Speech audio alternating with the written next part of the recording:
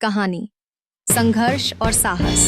कहानी एक छोटी सी गांव की है जहां एक होशियार और मेहनती लड़की का नाम सुमन था। सुमन का सपना था कि वह एक दिन डॉक्टर बने, लेकिन उसके परिवार की आर्थिक स्थिति बहुत खराब थी। उसके पिता एक किसान थे और उसकी माँ घरों में काम करके पैसे कमाती थी। सुमन ने ठान लिया कि उसे अपने सपने को पूरा करना है, इसलिए उसने कड़ी मेहनत करनी शुरू की। वह सुबह जल्दी उठकर अपनी पढ़ाई करती और फिर खेतों में अपने पिता की मदद करती। कभी कभी वह गांव के स्कूल में शिक्षकों से भी ट्यूशन लेती थी। एक दिन जब सुमन गांव के बाहर एक मेडिकल कॉलेज में प्रवेश परीक्षा के लिए तैयार हो रही थी, उस समय उसके दादाजी की तबीयत अचानक खराब हो गई। सुमन के दादाजी गांव के सबसे लोकप्रिय व्यक्ति थे, उन्हें सभी बहुत प्यार करते थे। सुमन अपने दादाजी की सेहत को लेकर बहुत चिंतित थी। खैर, वह परीक्षा में प्रतिभागी बनी, लेकिन उसके मन में दादाजी की चिंता बनी रही।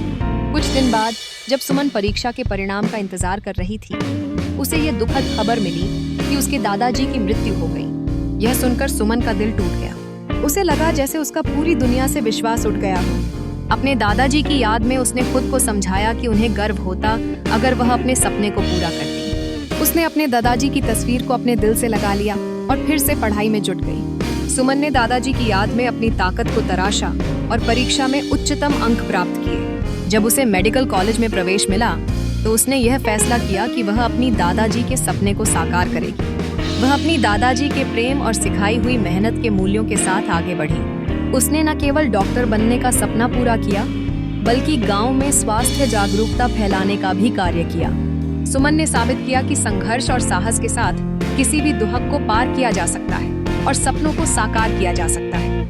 उसकी कहानी गांव के बच्चों के लिए प्रेरणा बन गई, जो उसे देखकर यह सीखते थे कि मेहनत और दृढ़ता से कुछ भी संभव है। समाप्त करिए।